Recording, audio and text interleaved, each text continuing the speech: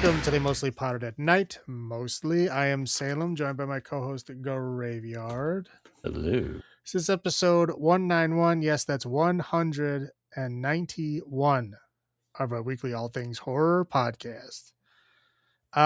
Which we're gonna do some for 200, right? Mm-hmm. I was looking at our future. We need to discuss. I won't say what it is, but we need to discuss that. Anyway, we'll work on that. So Cinco de Mayo. So whether you celebrate the Mexican army's unlikely defeat of the French or just using it as an excuse to drink, which I'm pretty sure that's what everybody does. It's that time of year again. So this week we're celebrating Cinco de Mayo with some Mexican horror movies. We are doing Santa Sangre, Kronos, and The Untamed. I know one of these you probably did not like, and that's okay. Yeah. But anyway, so we'll jump right in with Santa Sangre from 1990. This movie is a little weird, so I'm just gonna kind of unpack it in sections. First section is there's a kid who's like a child magician whose mom and dad are circus folk. The dad is like the knife thrower who is like I don't know, like a hyper masculine, like evil alcoholic kind of. He almost acts like a strong man. Right. He looks like, I mean, he's got like the big, huge, like barrel chest, but he's like obviously puffed out because he's an alcoholic. But yeah, he's like the definition of toxic masculinity.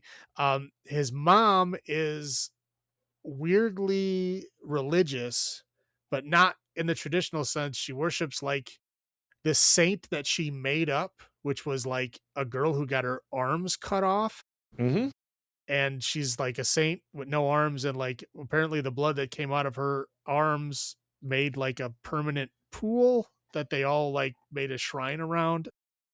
You don't know the patron saint of Saint No Armor? Yeah, I don't know. It doesn't make sense. Doesn't matter other than the fact that that's what it was. So, her shrine gets destroyed, so she comes back to the circus. The knife throwing dad is like trying to have an affair with like the tattooed lady. And the mom is upset about that, so she attacks them and throws acid on the dad's junk and then like runs away. Like the tattooed lady just like escapes, I guess, relatively unscathed, but the dude is like messed up. So in retaliation, he cuts her arms off. Yep. So she becomes like literally the physical manifestation of the saint that she was worshiping. Okay, that's package number one. We're done with that one. And he's so upset that his junk is melted, he kills himself. Well, okay, yeah, I guess. Yeah. I was gonna say he does not appear in the rest of it, but that is why, yes, because he's dead. Yeah. So that's the first package. We move forward at I don't know, 10 years, 15 years. I'd say that he's probably about 18, 19 at this point. Yeah, so we'll say 10 years. Yeah. So he has a mental breakdown and is apparently now living as a monkey. Yes, that's what I said. So he basically is in like a mental institution, or I guess like a gifted school, or like whatever, like a special place for him to like try to. It's a school of special needs. Right, there you go. Yeah. So they all decide to go on a big field trip, right? So it's like him and all the special needs kids from this, school thing. All this, they're going to go watch a movie, right? So the guy brings them to the movie theater and he's like, oh, isn't this great? These guys are going to watch movies. That's a good time. See you later. I'm going to go hang out with my mom. The teacher guy leaves.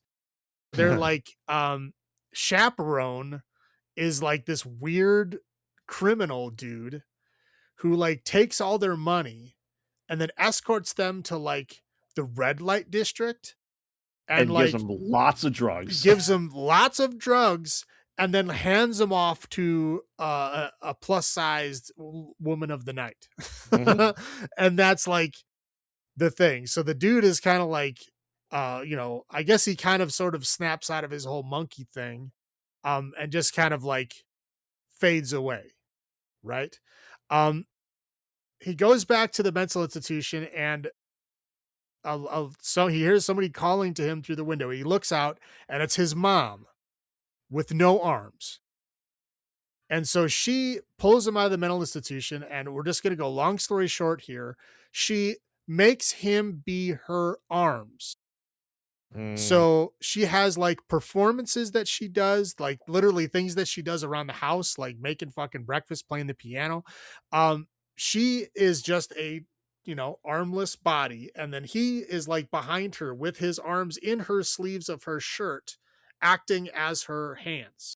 With like painted long lady Right. Right. fingernails and Like, yeah, yeah, his yeah. hands are made to look just like her Yep. arms, and he has to do whatever she commands him to do. Um, Again, we're going long story short here. I'm skipping a lot of This is a the long movie, so I'm yes. skipping a lot of the side quests and shit. I'm not going to get into that. I guess the one other thing we need to get into is that when he was younger, he was in love with this deaf mute girl who was like a tightrope walker. Mhm. And she was like the tattooed lady's daughter. So when the tattooed lady, obviously leaves the circus because of the weird attack, he never sees her again. Okay. Mhm. That's the only thing we really need to know. So moving forward with the story of the hands, he tries to like be attracted to like other women, or other women are like trying to be like attracted to him and like trying to engage him romantically. Yeah, And he's like this stud all of a right. sudden. And whenever that happens, the mom forces him to kill the woman. So that happens several times. Again, I'm skipping over a lot. Yeah, the one lady that he finishes off, the tattooed lady. Yeah. Yeah. Yeah. Well, that's so basically, yeah, the tattooed lady is a lady of the night in the same red light district. He does find her and kill her. The daughter, the deaf mute daughter, is still there. She like escapes and is kind of like running parallel to him through a lot of the film, like trying to Mhm. find him. And then towards the end of the film, after he's killed a whole bunch of times, and we see him like living in the home, like with the mom, it looks very fancy. Like she's making a lot of money doing her, like, I don't know, burlesque performances with the dude's hands. Yeah. So the deaf mute girl finally finds his house and finds him there. And we see the house through her eyes, and it's like a dilapidated, like derelict, like condemned house. Like everything is falling apart, everything is destroyed. All the stuff that he sees as being super fancy and shit like that is not true. And the mom is not actually there. She was dead back then. He just like it's literally pulling like a Norman Bates and Mhm. brought the mom back as a mannequin with no arms, and he's acting as the arms for this mannequin. And so the deaf mute girl, basically like finally brings him out of that, and he's like, "Oh, thank you," and then he gets arrested for Yeah. killing all of the women and stuff, and Yeah, and that's about it. all the people in his life, like the short person butler wasn't really there. The Right. clowns weren't really there. Yeah. Yeah. Yeah, they're It like just like helping him through his trauma, and then once he like wakes up and like realizes where he really is and who he really is, all of that stuff goes away. The deaf mute girl is real. Mhm. That's what snapped him out of it. But when that happens, the police like surround the place, and then he gets like arrested for like killing all of the people. Including the strong woman that became a wrestler. Yeah, again, I skipped over a lot. Okay, Yeah. some of these we don't need to go into that. You should watch it because this is uh a weird movie, but weird in the It's Mexican David Lynch. correct. Yeah, it's like it really is. It's like what is happening? There's a lot of these scenes where you're like, what is going on? Or like even when you Mhm. do know what's going on, it's like, why? Like, why would someone give special needs kids a whole shit ton of drugs and hand them off to a hooker? Like, that's bizarre, right? Why do we have an elephant bleeding out that gets thrown into a dump and then hoarders come and eat it? Right. You know? Who knows? Again, it's I would describe it as delightfully weird. Like there's not a lot of films that really hit you with it. I think the last one that really hit me with it where it was like this is just weird in a way that it doesn't need to be, but I like it. and that was like Basket Case 2, with like Mhm. all the weird cartoony, like I don't know what they were like, kind of special needs kids too, right? They were like these cartoony, like Yeah. deformed kids. Was there reason for any of that? No, there wasn't. Was the movie good? No, it was not a good film. I'm not saying it was good. I'm just saying that aspect of being delightfully weird was fun. This movie is much better than Basket Case 2. But it is weird. And you do have to expect a lot of weirdness to it. And again, it is not in English, but I think it's fun. I think it's good. Mhm. But that's just me. Do you want me to start, or do you want to Yeah, add go. anything else before I start? No, like I said, it's just like think of like Fire Walk with Me, but Mexico. Right. Yeah. Well, I don't know. Fire Walk with Me was still a little bit tame because it kept within the bounds of that story. Yeah, but it's like that, like you're like the what the fuck's going on of it all. Correct. Yes. Okay. So I'll start. So high points here is there's a lot of bizarrely unique characters in this. Hmm. Again, there's like, yeah, the strong man, wrestling lady man, whatever, bizarre. Right? I mean, like the circus people are just weird, like he's just a monkey out of nowhere. There's a lot of interesting stuff going on, but there's a lot of like weird unique layers to the characters. They're not just weird to be weird. They're like actually thought out characters. It's interesting. It's Hmm. I like that the circus was named Circus de Gringo, which was funny because I get his dad was like a white dude, so he was like the head of the circus, so it's Circus Hmm. Gringo Circus. I thought that was fun. The whole scene, the cheating scene, the arm, the acid attack, the suicide, that is a bizarre scene. It Hmm. is like it kind of blows your mind when you watch it. You're like, what is going on? But it was good. I liked it. The weird fetish party, like red light district, like that was interesting. The actual attack on the tattooed lady was like, it was brutal, man. He was like carving her like a turkey, Yep. like literally like stabbing and then like sawing flesh off. Like it was brutal. I would say the choreography between him being the lady's hands was done very well. Like you could tell they practiced it a lot. They'd have to. He's Yeah. like very like his flow was like the orb juggling Right. in a way, right? Yeah. But it was like even with like little like, micro expressions on her face, like when you do when you move stuff, like she was doing that and his hands were doing exactly what they should have been doing. It was very well done. It was very interesting. And again, like the kind of, like psycho Norman Bates twist at the end, I thought was that's all I got. I mean, you know, I love me a tattooed lady. I don't know. Those tattoos are pretty generic though. They were, but it was interesting. You know, I'd say tastefully tattooed lady. Yeah, well, you could tell she had a design in mind. Correct, A correct. lot Not of just people, yeah, just like fill in the blank type stuff. right. A lot of people get like, I'm gonna have like 8 things on my arm, then I have to fill it in with stuff. Right. Yeah. And he said, like I said, it's weird for the sake of being weird. Like even to the point, like he starts bleeding out like the same way the elephant did while dying. You know what's going on with that? Yeah, I like it, and I know we haven't watched it for the show yet, but I don't know if I bring up occasionally like the movie Freaks Yeah. from like it reminded me of Freaks a bit. Well, it's right. Yeah, probably the circus aspect. Yeah, yeah. So like I like that, and how much like a lot that went through his head, like an awful lot. Like he seems kind of be a monkey, and he is, but then he eats raw fish. Right.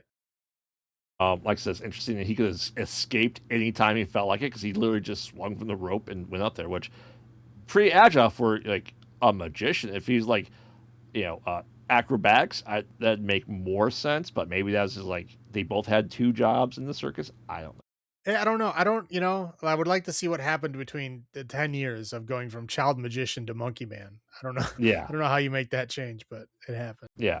And like I said, it's just like he is just like catnip to the ladies, every woman he meets, which is interesting. Like, is that really in his head though, too? Right? I didn't notice. I'm just used to that. Ah, That always happens. yeah, but you know what I mean? Like, was that were those interactions all in his head as well? We don't really know. Yeah, we don't know. We just know that they're dead. So Correct. whatever interaction they had ended in their death. That's all we know. Yeah. That's what I got. With my highlights, my low points, of course, is eating raw fish that way is disgusting. Are you not into that?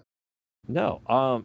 And you always talk about like the zombies always go for the guts. You don't eat the fish from the gut section first. Well, you don't eat it from like the skin scales first. Yeah. Yeah, I said drugs to special needs kids, take their money, and just like here everyone, here's some cocaine and sex. Wow. Like that scene didn't really do anything other than to get him there. So it felt really out of place. Well, it just shows that special needs people are people too. Yeah. And everybody loves drugs and hookers. Yeah, and he's like really obsessed with the Invisible Man, and he's trying to figure out like the concoction to make himself invisible. And like when he went to the ingredient vendor and like listening to these things, like I'm pretty sure that would have killed him. Well, I think he was looking for like radioactive stuff. Yeah. Yeah. Yeah. I'm pretty sure he'd be dead. Because we know that woman is real. So she's the one that calls the cops. Right. So I don't know. And I know you said Norman Bates, but why does that relationship have to be just weirdly sexual? You know Which what I mean? one? With his mom? That dynamic always seems to happen in horror movies, especially like the mother son thing is very sexual at times. Well, that's everywhere, man. That's an Oedipus complex. I guess it's been happening for a long time. I know, but I just don't need to see it in the movie. I don't think it necessarily did anything to this movie, but they just added it there just to, I guess, do it. Well, it's a taboo thing. I mean, like, now it's weird now because it's like the whole porn industry is like based around it now, apparently. But like back in 1990, when this came out, it was still like a taboo, weird thing. It's not overtly sexual. It's just like I think it's more just like intimate because he's like literally being her hands. Yeah. I don't think there's anything necessarily overtly sexual. Yeah. I mean, they did kiss, so. But that, honestly, it's just like the dying elephant scene. Just why? Again, there's a lot of weird, bizarre stuff. Again, I skipped over a lot. So maybe they had like an elephant prop. They like, you know what? We'll do this. Yeah, like you should just watch it. It is a weird movie that's worth the watch. Just I'm not going to explain every little thing that happens because we'll be here all night. Yeah. That's what I have for my low points. How about you? Okay, yeah. So the holy blood was just like water. Like even people that jumped into it like a white dress came out and it was like barely pink. Like that ain't blood. The guy was saying it's paint. I'm like, it's not even paint. It's like barely dye. There's like nothing there. Yeah. Again, the horn soundtrack for everything. It was like like literally they had a band following people around like with their own soundtracks. That was kind of annoying. Yeah, the poor elephant like getting eaten after it died.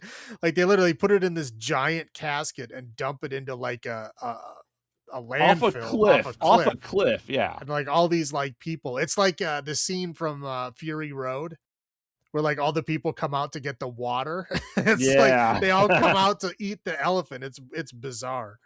But yeah, poor elephant. But yeah, giving drugs to special needs kids, that's not good. The knives are all really fake looking, and that kind of bothers me. Like there's lots of knives. Like aluminum foil cover. Yeah, like there's a lot of knives in this movie, and a lot of like knife throwing knives they look fake, but like they look really fake in this, but they also like use them as regular knives. So like you kind of can't have both of those things. Like Correct. You should pick one. The whole weird lady wrestler subplot is bizarre. I left it out on purpose. I did not like it. I don't know. I don't even know how to feel about that. And then it ended on a Bible verse, which I don't care for. But that's all I got. All right. So what are olives? I couldn't think of anything that like really ties these movies together. So I went with what um it's kind of like a running joke at this point. Like anytime a Western studio films something in Mexico, they just put a Mm-hmm. yellow filter over everything Yes. to make it look like Mexico. I don't know why. It's a running joke. Everybody knows they do it. So we're gonna do yellow filters because it's Mexico. See? Mm-hmm. So yeah, number of yellow filters out of 10. Do you want to go first? Do you want me to go first? I'll go first. Did I regret watching this movie? No. Will I ever watch it again? No. um, I know you like that surreal weirdness stuff. Like I said, you're a much bigger David Lynch fan than I am. I will give this 6 yellow filters out of 10. How about you? Again, this one was fun. It was delightfully weird in a way that I have not seen delightfully weird in a while, especially not in the horror world. Mm-hmm. I did like it. I would watch it again. I will give it 7.75. Okay, now you get the Guillermo del Toro Yeah. Kronos from 1993. Yeah, and what like I never realized that I had never watched this. And there's all 80%, 85% in Spanish. Yeah, Because one guy doesn't there's speak Spanish. yeah, there's a couple of like English things, but even that guy sometimes speaks Spanish. Correct, correct. And well, yeah, the English speaking guy is Ron Perlman, whose uncle is main part. But yes, essentially, Ron Perlman's uncle is dying, and he's just living off of pills, but it has all this wealth. And we get essentially like the intro is like a guy 400 years ago, essentially alchemist created like the like philosopher's stone, but like in a scarab that drinks your blood. Cool. And he hid it in like an archangel statue. So this old dying guy is trying to find the statue. We see a pawn shop that happens to it because like his house was found. He was like killed and impaled, and like all the stuff disappeared. So that's what they're trying to find. And this grandpa finds it and attaches to him and starts to suck his blood. And we see like I don't even know what you call it, like blood larva inside this gold scarab that somehow makes him get to be younger.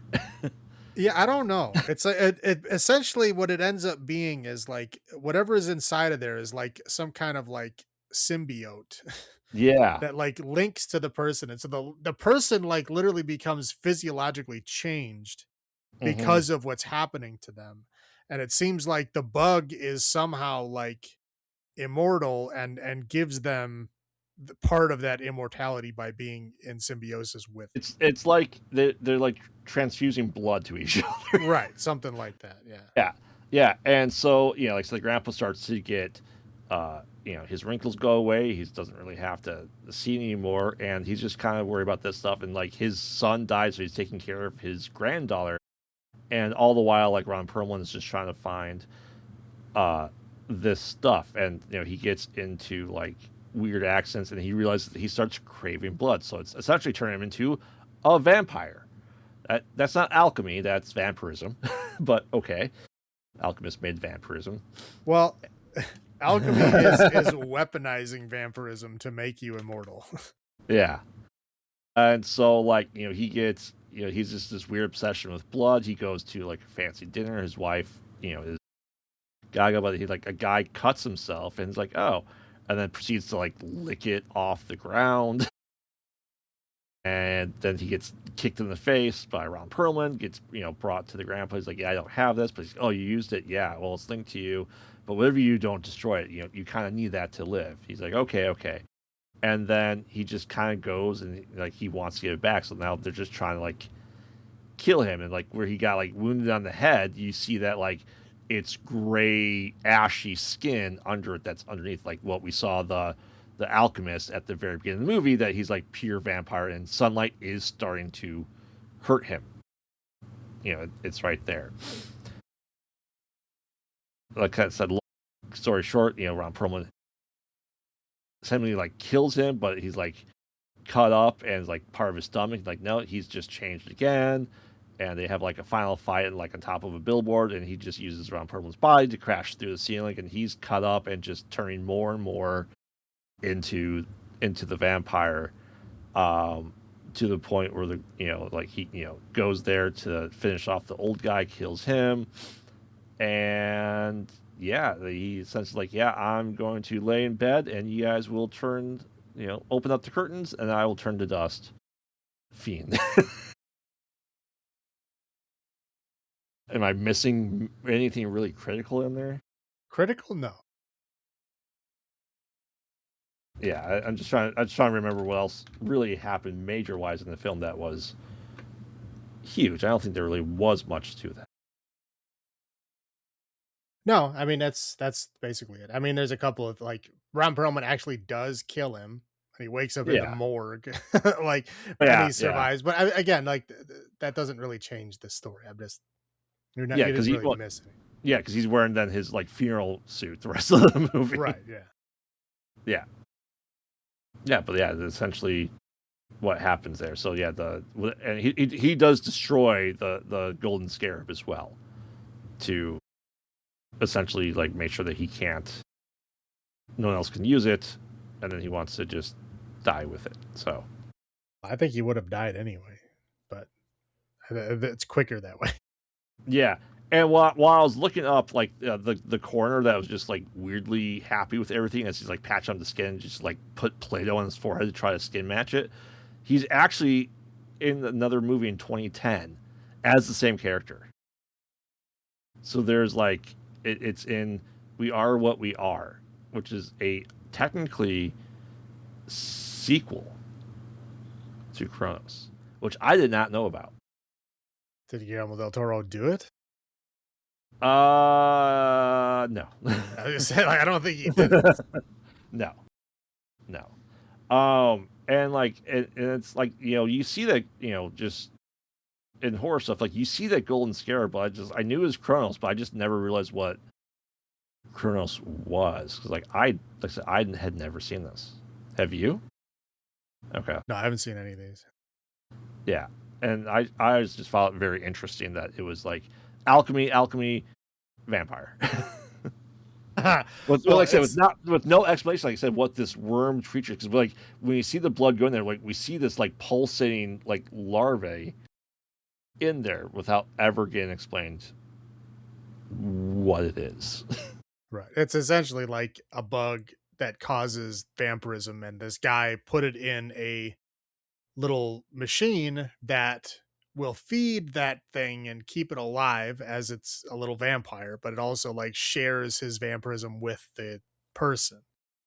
So like Yeah. they become like in symbiosis of both being vampires, and they both feed off of blood. So because the bug is feeding off of the person's blood, they have to then replenish their own blood, which is why they Right. drink blood. Like they show Yeah. in the beginning, like the alchemist's house, he literally had like a body hanging up, like Yeah. filling a big tub with blood, probably because that's what he was drinking. Yeah. But yeah, like I said, it was an interesting movie. I was, it's just funny to see Ron Perlman there, like speaking English, not like he has like American levels of Spanish knowledge, like de nada and Buenos noches, but Well, that's I don't about know. it. He's good at repeating lines in languages that he doesn't understand. He's done it more than once. Did you ever see The City of Lost Children? Is that the French one? Yes. Yeah. It's in French, and Ron Perlman speaks French, but he doesn't actually know French.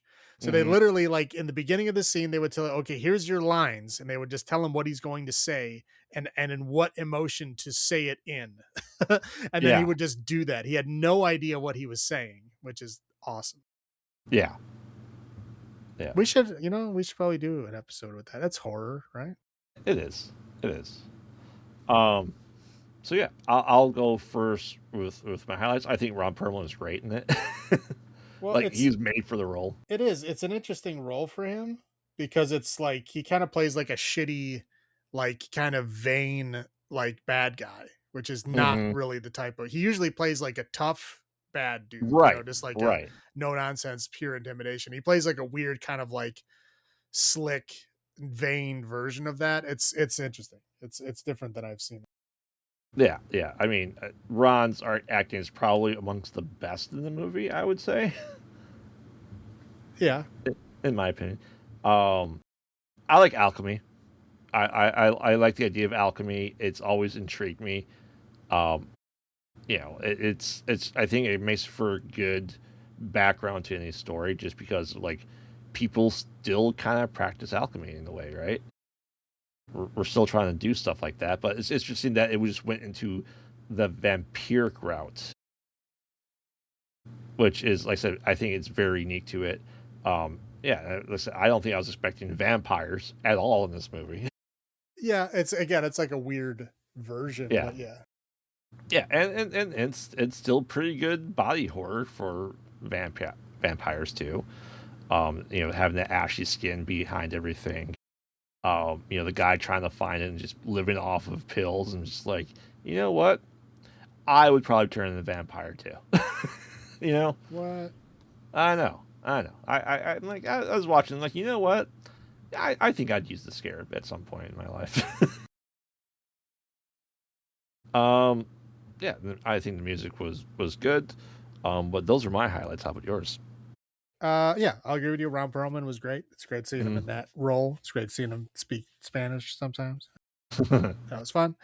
I like the kind of like machine internals and clockwork of the like actual scarab itself. I thought that was pretty cool when they showed the inside, like the spinning gears and all that kind of stuff.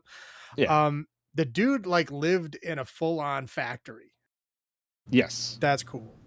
Like it was like his whole house was like this factory, and you had like his room was like this giant factory floor, like covered in like all this like hypochondriac plastic.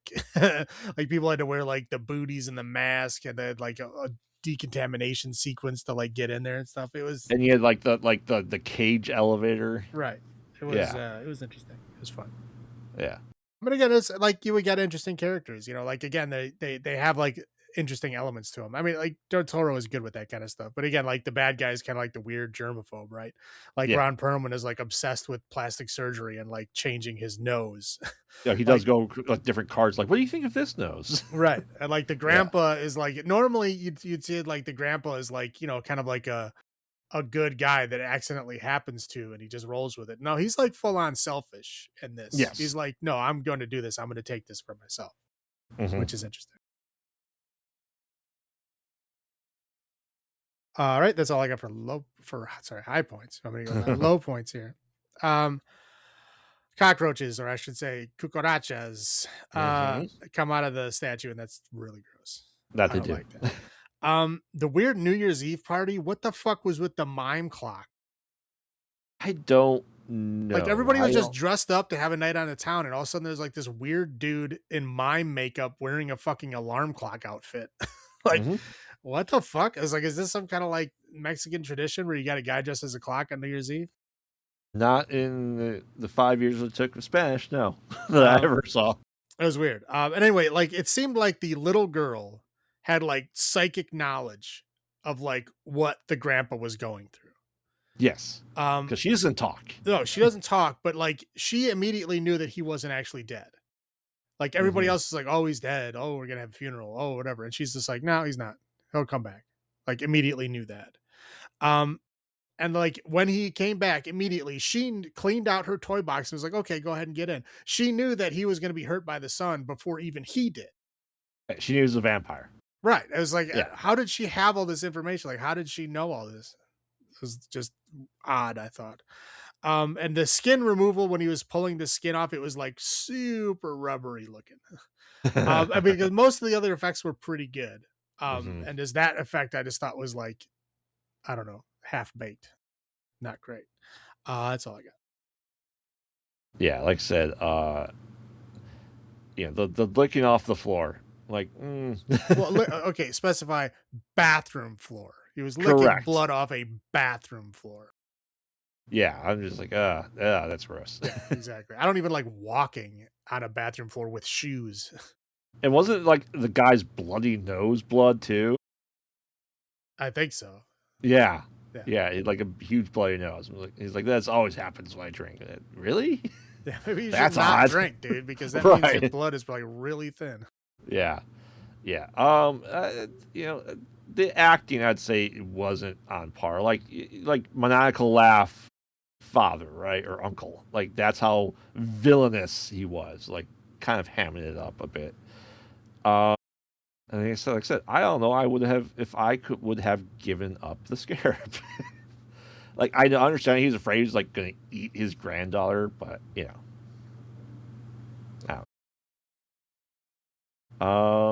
but yeah, he said the New Year's Eve party with the clock is just weird. Like it just like they threw New Year's Eve in there just to have it like I feel like a time frame. Like there's no other purpose for it being New Year's Eve. Because they wanted the mime clock. I guess they had mime clock money. They got to use it. I mean, I guess so. It's like he's just there. He's in a bunch of scenes, and I'm like, what is with this dude? And then nothing ever happens. He's just there. Yeah, yeah. So, that's all I got. So, how many yellow filters out of 10 do you give Chronos from 1993? I thought it was good. I mean, would I watch it Mhm. again? Sure. We'll do 7. Yeah, I'm right there. I'm at a 7 as well with that. It's like I believe his first feature film, Guillermo del Toro's. Yeah, I don't know if it is the first, Yeah, but yeah, I know it's I'm pretty sure it's his first time working with Ron Perlman, who appears in obviously numerous other projects as well. right. And it's always fun watching a director's first movie and see where they go from there. Right, yeah, especially like big one, like because Del Toro's like budgets now are like insane. Like the shit that he Right. builds now is like crazy. Like this is what he could build back then. It was Yeah. still interesting, right? You can still see his elements there. Just you can tell Hmm. he didn't have the money to quite put what he wanted in there, but Yeah, still pretty good yeah, though. it's still great. All right. Okay, now kids, we're Uh, gonna unpack this next one. I'm gonna kind of do like a 10,000 foot view here I mean, the because first hour and 35 minutes, not a lot happens. yeah. Okay, we're just gonna go over the main storylines. I'm not gonna get into the nitty gritty like dramatic story and stuff that's happening. We're just gonna go with facts, and then we'll discuss afterwards. So, The Untamed from 2017. Um, basically bullet points here is there is a alien that Hmm. crash lands on the planet that is found by a couple in the middle of like nowhere, Like essentially. Tijuana Desert, yeah. Right. And they decide to keep this thing separated from the rest of the world. And it seems because it is like one kind of like radiates an aura of like causing like instinctual sexual behavior anywhere near it. And As anything. right, we see like the where it crash landed, like there's like the crater where it crash landed, there's like animals just like boning everywhere. It's an animal orgy. Right, like literally, it's just every kind of animal you can imagine, just all boning around this thing. And so humans, when they get near this monster, are first like terrified, but then like into it. With Okay, the monster. with the monster, yes, Yeah. right. So, in the beginning of the film, there's a woman that is apparently had been going to this monster to get it on for a while. And Hmm. they do that because if the monster doesn't get it on, it starts to get angry and then starts to hurt people. So she is boning this thing for a while, and apparently it's not happy with her anymore and it starts hurting her. So she now has, I guess, the like task to go out and find another person for this thing to like bone and be happy. And this is all just for test subjects for scientists that are studying Right. it. Yeah. So she can't bone it anymore, but she's like again, it's this is kind of like an allegory for abusive relationships. So she is like she doesn't want to go back because she got hurt, but she's also like kind of addicted to it at the same time. Like she does want to go back, but she doesn't at the same time. It's Hmm. goes around in circles. So that's the one character. So the other character, we got to kind of explain the family a little bit. So there's a lady who's married to a dude, and the lady has a brother. Okay. They also have a kid. It doesn't really matter, but she has 2 kids. So the husband and the brother are boning, okay? And she is kind of feeling like whatever, unsatisfied, like, the husband's just like going through the motions. He's like never there, and when he is, he's not emotionally available, whatever. So she kind of sort of finds out that the husband is boning the brother, right? because the brother gets like, Well, the lady that has the task to pick the new person mhm. picks the brother because she become kind of sort of friends with him when he's treating her wounds that the monster gave her because he's a doctor. So she brings him to the monster, and the monster fucking kills him. Well, doesn't kill him, but literally beats him within an inch of his life. To a coma. Right. So like he goes back, he's now in a coma and he's like near death. So when they're like, going through his shit after trying to like figure out what to do with his stuff because he's in a coma, she finds the phone, she finds all these messages from her husband to her brother of like, hey, when are we going to get together and bone, like that kind of thing. So she doesn't confront him right away and instead becomes the next person to go bone the monster. Okay. So she goes and bones the monster, and the monster likes her. So the monster doesn't hurt her and is like totally into it. And she's like super relaxed now, I guess, because she's been boning the monster. So she, again, we're doing long story short here. There's a lot of stuff in between. Long story short here is she like apparently like unplugs her brother from like his life support machines. And so he just dies. That is not explained or talked about it anyway. She just does that and he just dies, like essentially off screen. And then she frames her husband. Well, first she frames her husband as being the one who attacked him. Because it makes sense. Because he Right. was left in a ditch, like Right. naked. Right. Yeah. He was left in a ditch. He'd been sexually assaulted. So like she kind of said, oh, well, I know they were having a relationship. Maybe it was them. And then somebody else saw them talking in the parking lot because the brother decided that he didn't want to bone him anymore because he wanted a relationship and he didn't want to be a secret bone. So he cut it off. So somebody saw them arguing in the parking lot, blah, blah, blah. He went to jail. So he eventually gets out of jail and she's just like calm now because I guess she's like, she's got the bone calm, right? And so she's like, yeah, I know you didn't do it. And he's like, well, if you knew I didn't do it, why the fuck did you let me stay in there? Why didn't you say something? And she's like, oh, I tried, but they wouldn't let me. And so he gets super angry and starts beating the shit out of her. And she fights back. Well, first he tries to shoot her and shoots himself in the leg, which is hilarious. And then she like hits him with a bottle or something and knocks him out, and then drags him to all the way to the monster. Bleeding out. Bleeding out. He's still alive when he gets there, and the monster essentially like bones him to death. And so I guess the first lady eventually tries to go back to the monster, and the monster bones her to death too. So the only one that's left now is this lady and her kids, but she's like super calm now because this, monster boning thing is making her super calm. So at the end of the movie, she decides to like move on with her kids. And then they stay back. And they like literally bury the body. They cover the bodies in plastic and like dump them into a pit. And they basically imply that this has happened a lot. And there's been a lot of dead people that have happened because of this thing. And what are they going to do with it? And then it just kind of ends. Yeah, we have 8 minutes at max of cosmic horror. Right. In a drama movie. Right. Yeah. But yeah, there's a lot of boning type stuff. Yeah. So there we go. That's the 10,000 foot view. I didn't go too deep in anything. Anything else you want to add? No. Okay. Do you want me to go first? Do you want to go first? You can go first. All right. I got to say that first scene is a hell of an opening scene.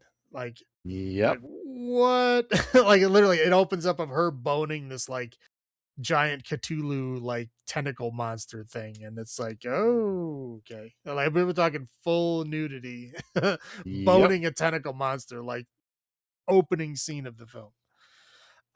There is a lot of sexual tension in this movie. It's like I would say like every fucking scene is like sexual tension in one way or another. And they show pretty much everything. Well, yeah, Yeah. as much as they can. It's Spice Channel level. Yeah. Yeah. So I do like the characters. The characters are kind of like, you know, multifaceted. Like they're not simple characters. They're actually like, you know, complex. They all have their own arcs and everything.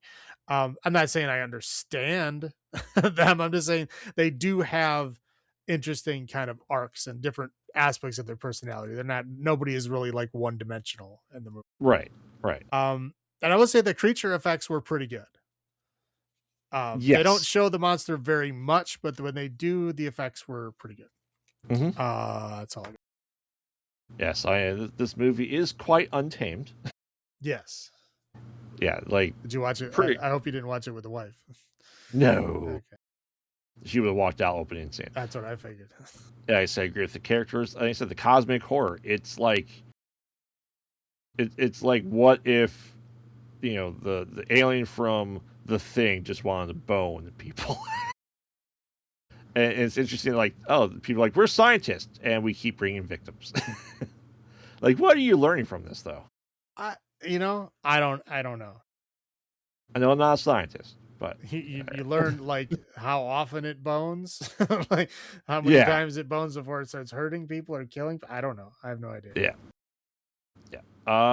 That's about all I got. I'll go on my low points. Your construction workers. I'm not sure playing penis tag is fun for anyone that doesn't want to play penis tag. Grab ass is a national pastime. I guess.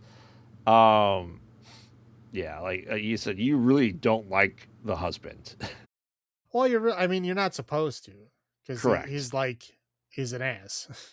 Correct. And like, they go to the bar and she starts, like, a guy advances her and he beats the crap out of her. Like, he's the one that's cheating with her own brother, which is a shit move to do for the brother, I think. Well, again, it's really just like a realistic depiction of like how humans are in relationships. This shit happens all the fucking time. Like a lot of times, the people that are like, crazy jealous of other girlfriends are usually cheating on them. Right. Vice versa. It goes the other way too. Like women that are super jealous, like trying to check their phone all the time, like obsessed that, oh, where are you going to meet your girlfriend? Because they're probably cheating and they know that they're cheating. So you're probably doing it too. It's very toxic. And again, I think that's what the movie's trying to show. Yeah. And when they're at the bar scene, they do something that I know a lot of people do it, and I find it absolutely disgusting, is bringing your drinks with you into the bathroom. I think that's gross. All right, what are you going to do? Leave it at a bar? If you're out with friends, yes. Hands down. I would never think I should bring my open alcohol into the bathroom with me. I mean, I've brought beer bottles in the bathrooms with me.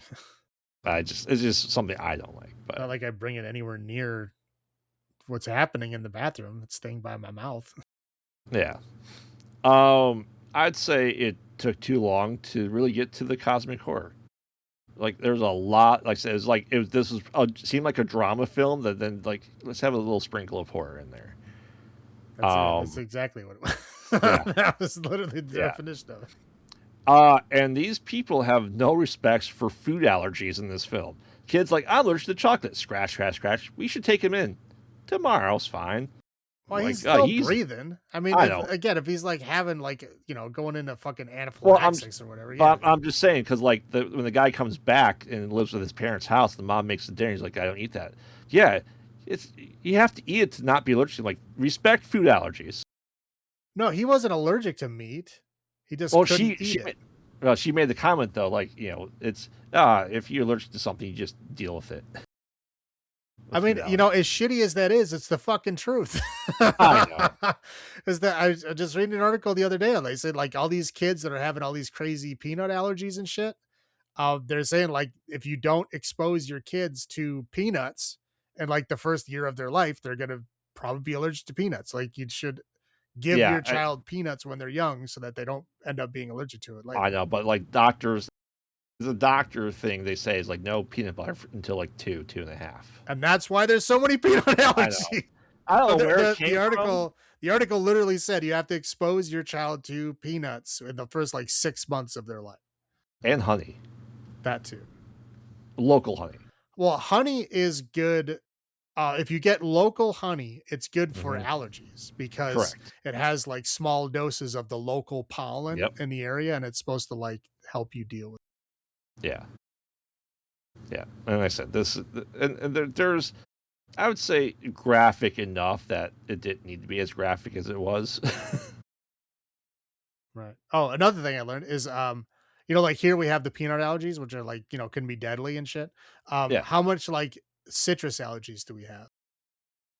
Probably a lot that just no one realizes. No, well, we don't have very much. In the US, we don't have very much. Now, in Russia, it's completely the opposite. To where they have a lot of citrus allergies and they're like near death when they happen, but they have like non-existent peanut allergies. Oh, it's like the opposite of us. Huh. Which I thought was interesting. Sorry, go. But no, those are all my low points. What are yours? Peeing in the ball pit. Man, that is disgusting. You ruined it for everybody. Good job. Yep. Again, like I think the relationships, they're multifaceted characters, but sometimes they were just getting too complicated. Like there's like 17 layers to some of these relationships. You're like, what the fuck? Yeah. Now it's very weird. Like she gets a good boning from this monster, right? And like all of a sudden she's like totally fine. She's fine with like framing her husband for the murder. She's fine with just like her brother getting attacked. Like she really doesn't seem to give a shit anymore. Yeah. Again, that like some powerful boning. Something happened. She just like, yeah, whatever. It's fine. The best bone in your life may make you rethink things. I guess. And then she's just like, yeah, you know what? It's more convenient for me if the brother's just dead. And she just like goes there, just like disconnects his life support and essentially kills him. I mean, he may have died anyway. We don't know. But well, they said they had no idea if he was going to get out of it. Right. Yeah. So she just like unplugged it and just like ended it. It's like, but she was just like totally calm when it happened. It was interesting. But it didn't even say like why. It doesn't even give you an explanation or any reasoning after that. It just happens and then it's like move on. Yep. Don't worry about it. But of course, domestic violence is never okay. Correct. That's all I got. All right. You want me to go first for this one? Hey, sure, why not? I'm gonna go down to 5 yellow filters out of 10. Nah. Yeah, not a big fan of this one. I'm sorry. You just need more bone in it. I mean, maybe I need the bony monster. I mean, I guess so. How about you? I liked it better than that. Is it a movie I want to watch again? No. But I thought it was pretty good. I'll give it 6.5. 6.5? Yes. Is this the one you thought I wasn't going to like? Yes. Yep. But yeah, anything else you want to add? Anything? No. Okay. Take us home. So now that we've processed some Mexican trauma, we'll begin celebrating that wonderful time of year that all high school kids and all horror aficionados love. That's right. It's the prom. Right? Because slashers love proms for some reason. So we'll be celebrating the democratic pastime. Democratic because, you vote for king and queen, which is delightful. With a deep dive into, first we're going into the Carrie franchise, which of course is a very famous prom scene. And then another deep dive into the Prom Night franchise, which I don't know, there's like 6 of them.